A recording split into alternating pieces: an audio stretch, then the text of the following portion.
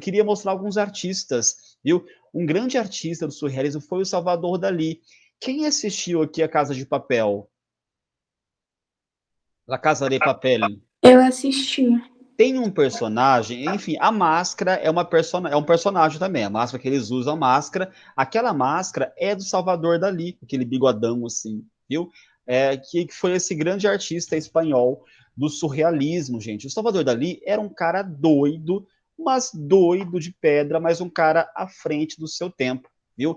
Algumas obras dele são bem polêmicas, porque ele usava muito a sexualidade nas obras dele.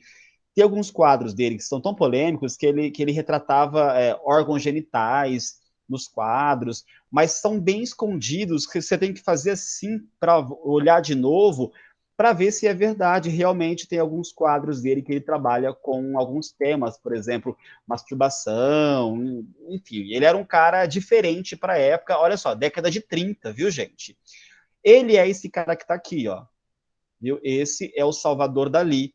Mas tem outros nomes também famosos, como o André Breton, que é esse senhor aqui, que também é do surrealismo, viu?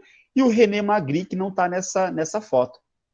O André Breton é esse senhor aqui, que também é um cara muito famoso do surrealismo, tudo que ele falava assim, se o André Breton dissesse, olha, o Nicolas vai fazer parte do surrealismo, no dia seguinte, na hora seguinte, o Nicolas já era aí do surrealismo, é como o manda-chuva lá da época, que é o André Breton, foi o grande, né, o grande, por exemplo, o cara que dita moda na arte era esse cara, o André Breton. Viu? O Salvador Dalí, gente, ele foi um cara muito polêmico. Por exemplo, ele apoiou na Segunda Guerra Mundial alguns temas nazistas, né? Isso ele criou um certo mal-estar com os surrealistas, né? O André Breton, por exemplo, baniu ele do surrealismo, porque os surrealistas era, enfim, anti-guerra, né? Não gostavam de guerra, odiavam Hitler. E o Dalí, ele apoiou de certa forma, o nazismo, enfim, ele foi escorraçado do surrealismo, mas depois ele se arrependeu e voltou atrás. Dizem que ele teve um romance com um poeta espanhol também. Tem até um filme com o Robert Pattinson, que ele que fez o Crepúsculo, que faz esse filme, e eles fazem um par romântico, mas isso é só uma suposição, viu, gente? Não se sabe de fato se isso aconteceu nas artes, mas eles eram bem próximos, muito amigos. Tem um quadro muito famoso dele que vocês têm que ver, que é esse quadro aqui, deixa eu colocar para vocês, surrealismo, aqui, ó, que é esse quadro aqui, chamado A Persistência da Memória, que é esse quadro aqui, ó. Se vocês repararem, dizem que nesse quadro o Dalí retratou o rosto dele, em algum lugar do quadro. Mas você tem que ficar olhando assim, analisar parte por parte do quadro, para saber de fato se tem o rosto dele aqui na obra. Dizem que tem o rosto dele nessa obra. Essa obra foi feita em 1924, em 31, perdão. E ele pintou essa obra da seguinte maneira: a esposa dele chamou ele para ir lá no teatro, no museu. Ele, não vou não, eu vou ficar em casa mesmo, estou de boa hoje, está calor, eu quero ficar, enfim, vou comer alguma coisa, eu vou dormir. Ele foi até a cozinha, aí a mulher dele foi no cinema, ficou um tempão, ele estava com fome, foi à geladeira, pegou um queijo, colocou na pia e deixou lá o queijo. O queijo começou a derreter, e derreteu quase todo o queijo. Ele olhou para o queijo, olhou para o relógio, olhou para o queijo, ele pensou, nossa, eu fiquei pouco tempo fora, o queijo está todo derretido. Aí ele pintou esse quadro aqui, chamado A Persistência da Memória, que é como se fosse o tempo, viu? Essa coisa do tempo é relativa, viu? Por quê? Porque tem horas que o tempo passa muito rápido, tem horas que passa muito devagar. Por exemplo, eu acho que esse ano está passando, está voando, apesar da pandemia.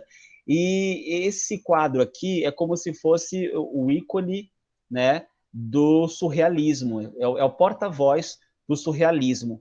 Por quê? Porque o surrealismo trata dessa coisa da inconsciência, dos sonhos.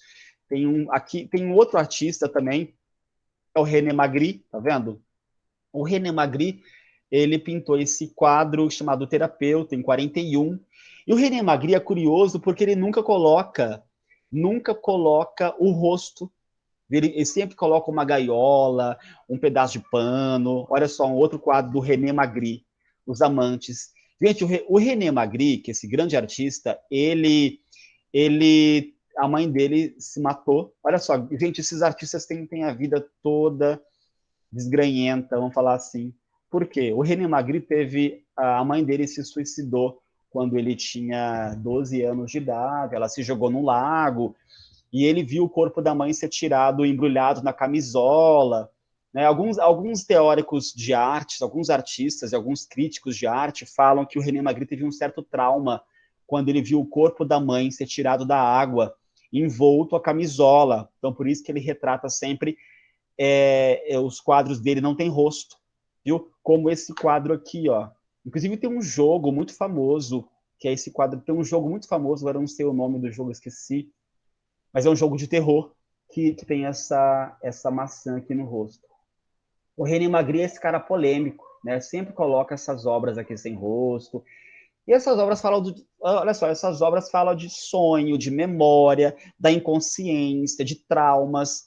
Olha essa daqui. Gente, os surrealistas tinham essa mania de fazer um desenho mais ou menos assim. As formas do desenho sugerem outras formas. Como essa daqui, tá vendo? As nuvens sugerem o rosto no rosto desse homem, que esse homem não tem olhos, não tem nariz. Ó, um outro quadro do Magritte. E é sempre ele se pinta no quadro, viu, gente? Ele é esse rapaz aqui, esse senhor. E olha esse quadro, o tema dele, tá vendo? Os passarinhos presos na gaiola, sempre essa coisa de falta de liberdade, da inconsciência, sempre sem rosto. Um outro quadro famoso dele, ó. E sempre tem a figura da pomba, né? Alguns teóricos dizem também que o René Magritte, ao pintar a pomba, ele estava se referindo ao órgão genital feminino. Mas, enfim, não se sabe se isso é fato. A gente tem mania de teorizar tudo, né, gente? Mas essa moça aqui, ó, não tem rosto. Viu? Um outro quadro famoso dele é esse aqui. Também, ó, e sempre essa coisa meio da inconsciência, que a gente pensa sobre os traumas da vida, e sempre os quadros dele, como eu disse agora, não tem rosto. Esse quadro aqui do terapeuta, que é esse senhor sentado, reparem, ó, tem dois passarinhos na gaiola, um passarinho está dentro da gaiola, o outro na porta da gaiola. E a gaiola está aberta, mas esse pássaro não sai. E o quadro chama O Terapeuta. Quando a gente vai na terapia, a gente vai com a intenção do quê? Alguém já foi em terapia aqui? É ótimo, todo mundo deveria fazer terapia, porque é excelente, viu, gente? Eu continuo mais doido do que sou, mas todo mundo deveria fazer terapia, porque é bom para desabafar dos problemas. Olha só, é curioso esse quadro, porque a gente percebe temas do subconsciente. Né? Isso são temas do surrealismo. Então, passamos lá pelo cubismo, vocês viram o cubismo, que é todo pintado. O cubismo importa mais a forma geométrica, como é pintado, do que os temas, por exemplo, diferente do surrealismo. O surrealismo se preocupa com coisas que não são reais. Por exemplo, a palavra surrealismo. Tudo que é surreal vem aqui com esse movimento surrealismo. Por exemplo, ai, gente, aconteceu uma coisa surreal comigo hoje. Olha só, uma coisa que não está habituada a acontecer. Isso tudo que não é real é surreal. Então parte daí essa expressão, nossa, surreal isso, surreal o que está acontecendo no mundo, surreal essa pandemia, tá vendo? São coisas que a gente não está habituado a acontecer, acontece. E isso surgiu do movimento surrealista lá com esses artistas surrealistas. Então, quais são os temas do surrealismo? O sonho, a memória, né, o inconsciente, tudo isso são temas do surrealismo, diferente, como eu falei agora, do cubismo, enquanto para o cubismo importa a forma geométrica. Para o expressionismo, as dores, por exemplo, o Van Gogh. O Van Gogh é um pintor expressionista, que retrata a dor. A Frida Kahlo também retrata a dor, tanto que a Frida dizia, eu não sou surrealista, porque o Salvador Dalí dizia, Frida, você é surrealista.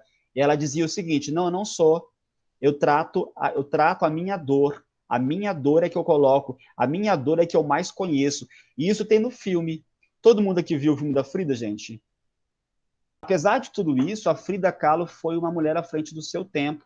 E essas poucas mulheres são retratadas nas artes, o que é uma pena, viu? Uma pena mesmo, porque são grandes artistas que a obra prevalece. A artista morre, mas a obra fica. Por exemplo, esse quadro que vocês estão vendo chama O Grande Masturbador, viu? Se vocês repararem esse quadro, ele é totalmente pornográfico. Sério. E ele fazia pinturas assim, meio que de propósito, para provocar o olhar do espectador. Por quê, gente? Porque ele acreditava que a arte estava adormecida, que as pessoas iam apenas no museu e olhavam e pronto a obra de arte. Ele acreditava que a gente tinha que olhar para a arte com outros olhos e desconstruir o pensamento, viu? Por isso assim que eu digo, se ele fosse mulher, talvez seria condenado ou rechaçado, mas como ele foi um homem, as pessoas hoje, até antigamente, falavam, nossa, genial, né? E ele fazia obras desse tipo. Olha só, essa obra aqui se chama O Grande Masturbador. E essa obra, ele foi feita, essa aqui é a esposa dele, viu? Quando a esposa dele tirou umas férias dele, foi, dali, eu vou dar uma voltinha ali, porque eu tô cansada de você, maravilhosa. E foi dar uma volta, cansou do Dali. E ficou mais ou menos uns 2 meses longe dele, enfim. Ele pintou vários quadros com esse tema, viu? Tem outro órgão genital aqui também, aqui embaixo, porque foi um período em que ele ficou muito longe da esposa, né? Enfim. Mas ele foi um grande artista também. Tem um caso do Dali que ele apoiou Hitler em algum momento da vida dele, foi um período tumultuado, depois ele se arrependeu de ter apoiado Hitler, e quando ele apoiou Hitler na Segunda Guerra Mundial, ele foi meio que escorraçado do movimento surrealista, porque o André Breton, que é esse cara que eu falei para vocês, que ditava que era arte, que não era arte, eles condenavam o nazismo, logicamente, e meio que baniram o Dali aí do movimento surrealista. Tem um vídeo, que é esse aqui, ó, dessa professora doida, que chama 50 Fatos do Dali, que ela aborda também essa questão dessas obras polêmicas do Dali e também dessa questão da erotização na obra do Dali. Gente, a arte, desde sempre, ela é erótica. Se vocês pegarem quadros do romantismo, um século antes do Dali, vocês vão ver os temas, lógicos, os temas do romantismo são mais voltados para a idealização do corpo feminino e tal, mas tem uma certa também erotização nesses corpos. E esse vídeo aqui, ela fala do Dali, né, o quanto que o Dali foi polêmico, e foi bom ele ser polêmico, porque o mundo precisa de gente assim, viu? Mas ele era um cara privilegiado também, viu, gente? Vamos dizer assim. Um cara, porque dizem que ele era muito mimado, não aceitava o não como resposta, era um artista, né, que colocava sua arte acima de tudo, o que era bom, mas também acabava atrapalhando os outros artistas. Salvador Dali. Olá e sejam bem-vindos a esses 50 fatos que vocês escolheram! Salvador Dali. Salvador Felipe Jacinto Dali e Domènech nasceu em Figueres, na Espanha, em 11 de maio de 1904, um taurino. Ele foi o segundo filho de Salvador Dali Cusi e Felipa Domènech Ferres. O nascimento dele já é uma história, porque ele recebeu o mesmo nome do irmão que tinha morrido 9 meses antes dele nascer, bem pequenininho, tinha uns quase 2 anos. E a família deu o mesmo nome para o Salvador e ele passou a vida meio que assombrado pela memória desse irmão, porque a família lembrava muito dele, e o próprio Dali escreveu que o irmão era uma própria versão dele mais absoluta, enquanto ele era a versão viável.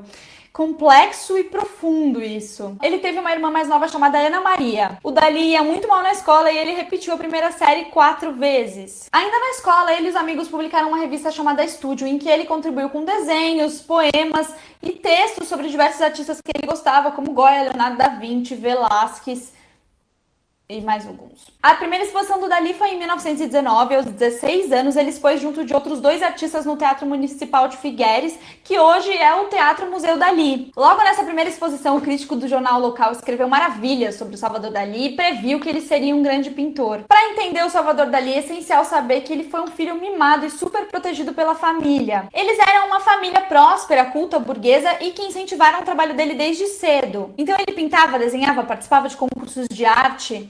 Gente, tem um caso dele que ele era tão mimado que ele perdeu a mãe também muito cedo, com 17 anos, o Dalí, né?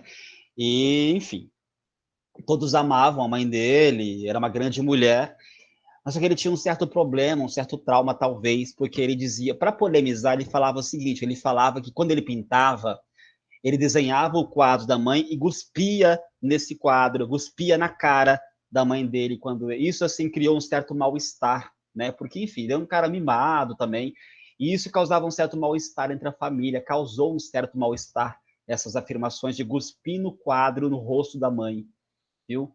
Temas das primeiras pinturas eram a irmã, o pai e a avó. A mãe dele morreu quando ele tinha 17 anos, então não aparece muito. O Dalí era bastante próximo e amigo da Ana Maria, irmã dele. Eles acabaram se afastando quando ele se juntou aos surrealistas, conheceu a Gala e fez uma declaração X de que ele cuspia no retrato da mãe com prazer. A família ficou horrorizada e muito chateada com isso. A Ana Maria até escreveu um livro que chama Dalí visto por sua irmã. A família tinha uma casa em Cadaqués, onde eles costumavam passar o verão e que inspirou as primeiras paisagens do Salvador Dalí. Aliás, foi uma paisagem que ficou com ele a vida inteira e inspirou muitos trabalhos. Salvador Dalí entrou para a Academia Real de Belas Artes de São Fernando, em Madrid, em 1922. Na residência de estudantes da Academia de Belas Artes, ele conheceu o Luiz Buñuel, o Federico García Lorca, entre outros. O Dalí foi expulso durante um ano da academia, acusado de liderar protestos de estudantes. Ele voltou no ano seguinte. O Federico García Lorca escreveu Ode a Salvador Dalí na revista Ocidente. Eles eram muito amigos, compartilhavam ideias, e tem um filme chamado Little Ashes que aborda uma suposta relação amorosa entre o Lorca e o Dalí, que é interpretado pelo Robert Pattinson. Em 1926, o Dalí viajou para Paris e conheceu o Picasso em pessoa e, óbvio, ficou fascinado com o trabalho dele, que ele já era um grande admirador. A Tela O Mel é Mais Doce que o Sangue, exibida em 1927, mostra os primeiros sinais da influência surrealista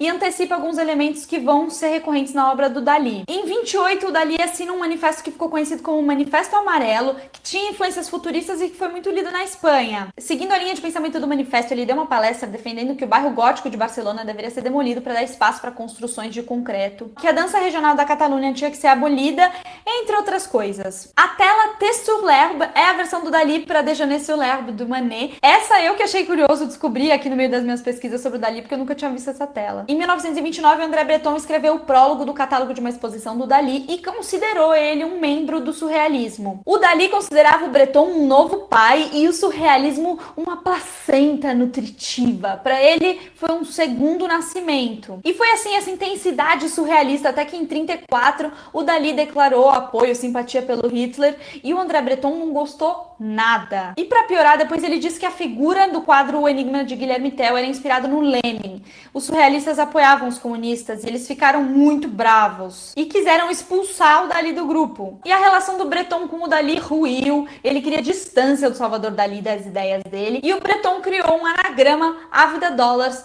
a partir do nome do Salvador Dalí. O Dalí conheceu a Gala em 1929 quando ele foi para Paris. Ela era casada com Paul Éluard, mas num verão que o Dalí chamou todos os amigos para ir para Cadaqués e o casal também foi, eles se apaixonaram e ficaram juntos pro resto da vida. A Gala era a musa inspiradora do Dalí. E mais do que isso, ela era uma colaboradora marchã, cuidava das finanças do casal, era uma mulher culta, se envolvia nas discussões do surrealismo. Segundo o Dalí, ela construiu todo o sucesso da vida dele. O Salvador Dalí tinha fobia de gafanhoto. O grande masturbador e o jogo lúgubre foram pintados quando a Gala tinha voltado para Paris. Então, aparentemente, a masturbação era um tema real na vida do Dalí naquele momento. O Dalí era obcecado pelo quadro Ângelos do Millet. Ele achava o conteúdo perturbador e enigmático e ele insistia que entre o casal tinha um caixão com o filho deles que tinha morrido. Ele usou esse quadro como referência para várias obras dele. Uma das imagens mais associadas ao trabalho do Dalí é o relógio derretendo, que foi pintado a primeira vez em 1931 no quadro A Persistência da Memória. O relógio foi inspirado em um queijo camembert derretendo em uma noite em que o Dalí estava com dor de cabeça, não quis ir ao cinema, os amigos tinham ido jantar, o queijo derreteu, daí ele saiu, foi pro estúdio, ficou inspirado e pintou o relógio, e a Gala voltou e adorou, achou o máximo, falou, isso aqui é memorável.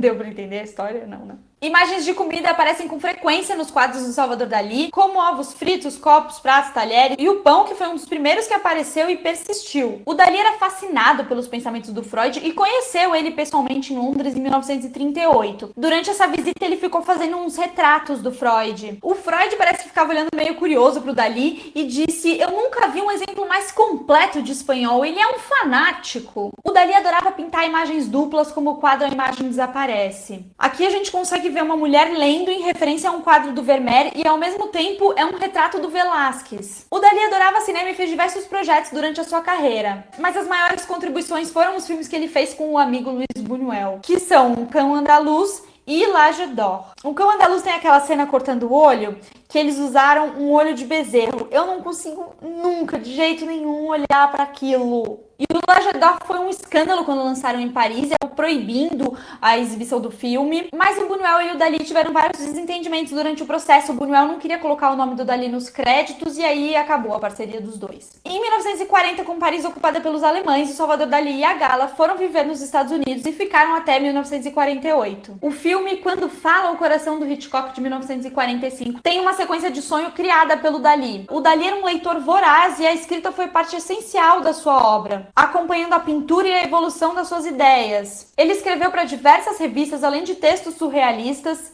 poemas e livros, muitos livros. Entre eles, o livro surrealista La Femme Visible e a autobiografia A Vida Secreta de Salvador Dalí. O Dalí desenhou vários cenários para teatro e balés. Ele também desenhou sua própria coleção de joias. Aos 44 anos, ele anunciou que tinha decidido finalmente começar sua grande obra-prima, se referindo à Leda Atômica, em que a Gala foi o modelo que ele se inspirou nas proporções renascentistas. O Dalí colaborou por 37 anos com o fotógrafo Philip Haussmann e eles fizeram fotos incríveis juntos. E o Haussmann diz que a criação mais surrealista do Dalí é ele mesmo. O Salvador Dalí comprou um castelo para Gala, o Castelo Pubol. Ela gostava da privacidade dela e disse que ele só poderia entrar com autorização escrita dela mesma. A Gala morreu em 1982, deixando o Dalí muito, muito triste. Ele continuou morando no castelo até que aconteceu um incêndio no quarto dele e que pode ter sido uma tentativa de suicídio. Salvador Dalí morreu em 23 de janeiro de 1989. O bigode do Dalí é inspirado no bigode do Velázquez. Ele tinha uma jaguatirica chamada Babu, que viajava com ele para todos os lugares e tinha uma vida assim de luxos. O Andy Warhol fez um filme em 66 que mostra o Dalí visitando a The Factory e conhecendo a banda Velvet Underground. 50 fatos!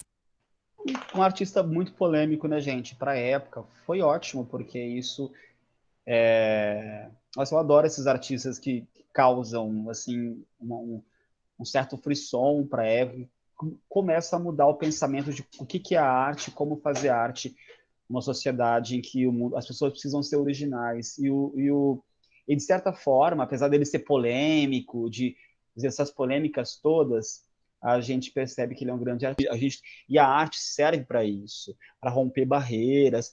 A gente tem uma desculpa também. Para quem é doido e é artista, tem uma desculpa, né? Que é a arte.